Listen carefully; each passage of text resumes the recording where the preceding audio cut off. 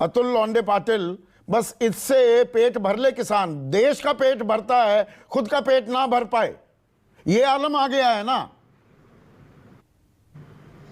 बिल्कुल सही बात है संदीप जी। जब किसानों को दाम मिलता था तो यही बीजेपी रास्ते पे आकर कहती थी प्याज महंगा हो गया और उपभोक्ता को बहुत महंगा मिल रहा है। आज इस 9 साल में मैं देख रहा था नीतियां सब, जब आपके यहाँ से फोन आया तो 9 साल में ऐसी कोई नीति नहीं है। खरीफ और लेट खरीफ दोनों का प्याज आया है, लेकिन क्या हुआ है कि फिलीपींस और थाईलैंड जहां प्याज निर्यात हो सकता है, लेकिन वहां पर क्या है, चाइना ने टेंडर पास कर लिया, हमने कोशिश भी नहीं की, क्योंकि चाइना तो बड़ी अर्थव्यवस्था है और बड़ी अर्थव्यवस्था के सामने उसके साथ तो हम लड़ नहीं सकते।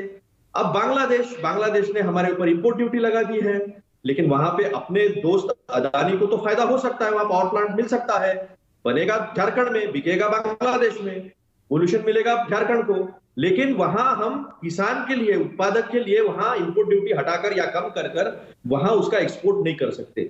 तो ये नीतियों का अभाव जो है वो स्पष्ट तरीके से दिख रहा है और ये सालों से चला आ रहा है, इसमें आप पल्ला नहीं झाड़ सकते। ये लासल गांव की जो तस्वीरों का मैं जिक्र कर रहा था, आलोक वत्स से सवाल भी पूछ रहा था अतुल भाई, वो लासल गांव की तस्वीरें यूपीए कार्यकाल में भी वैसी की वैसी ही थी। आप तो महाराष्ट्र से आते हैं, मैं बिल्कुल कोई गलत जानकारी नहीं देता हूं, इस बात की आप तस्दीक करिए। नहीं, बिल्कुल बात आपकी जो है, मैं बात सुनिए ना, मैं आपकी 2-3 किस्से आपको बताने वाला हूं उसी चीज के। देखो, प्याज का जो है इंटरनेशनली कनेक्टेड कमोडिटी है ये, और हमारी नीति क्या है, अगस्त में हम किस तरह से नीति करते हैं, क्योंकि ये खरीफ का जो प्याज है ये तो 1 महीने के ऊपर ज्यादा टिकता नहीं है, जो समर का आता है वो ज्यादा टिकाऊ होता है, और ये कोई कोल्ड स्टोरेज में रखा नहीं जाता है। ये तो पहली बात तो ये आप समझ लीजिए।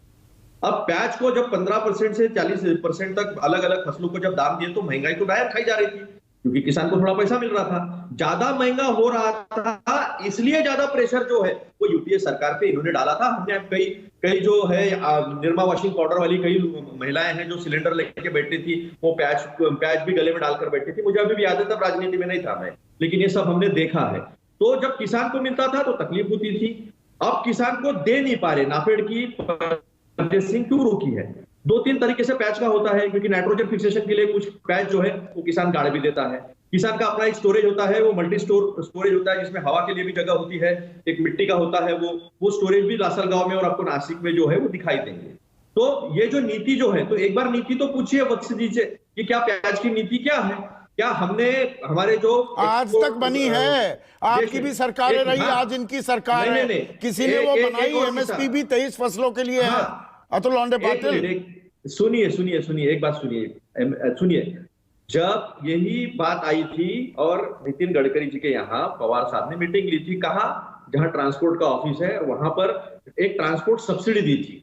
चक्कर के बारे में भी ऐसा हुआ, तो मार्ग जो है वो निकाले गए हैं। यहाँ तो किसान को छोड़ दिया गया ना, यहाँ तो 25 लाख करोड़ की मार्केट ही देनी थी 3 कानून लगाकर, इसेंशियल कमोडिटी को तो हटा ही दिया था।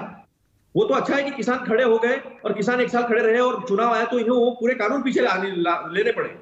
तो ये एक बात जो है, फसल पूरा जो है उसका मार्केट अपने हाथ में रखने की बात है। तो बताइए 9 साल में क्या नीति थी? पहले थी नीति, मैं बता रहा हूं आपको। बिचौलिए कोई भी सरकार क्यों नहीं पकड़ पाती? मैं सीधे मुद्दे पर आ रहा हूं। नहीं, बराबर है आपकी बात। मैंने आपको यही बताया कि इसेंशियल कमोडिटी एक्ट लगता था हमारे यूपीए के जमाने में। इनकम टैक्स ने जो स्टोर करते थे उनके ऊपर रेड भी किया था, क्योंकि प्याज का भाव बढ़ गया था, कंज्यूमर को महंगा मिल रहा था। और अभी जो पीयूष गोयल है वो तो हमारे महाराष्ट्र से, किसी को आलोक वत्स को पूछ लिया होता अभी कि कौन मिनिस्टर है, कॉमर्स एंड कंज्यूमर मिनिस्टर, तो बता नहीं पाते, क्योंकि इनका काम ही नहीं है। ये कभी किसानों की तरफ पहुंच ही नहीं पाए हैं। और यहाँ जो किसानों की जो एमएसपी कमेटी बैठी है वो किसानों के तो है, काम तो कर रहे हैं वो, लेकिन आवाज नहीं उठ पाती है। तो कमेटियां कैसे बन रही है, किसान के फेवर में कुछ हो रहा है नहीं हो रहा है वो दिख रहा है। और ये मैंने चाइना का तो उदाहरण दे ही दिया आपको, एक बार तो कह ही दिया हमारे मिनिस्टर ने।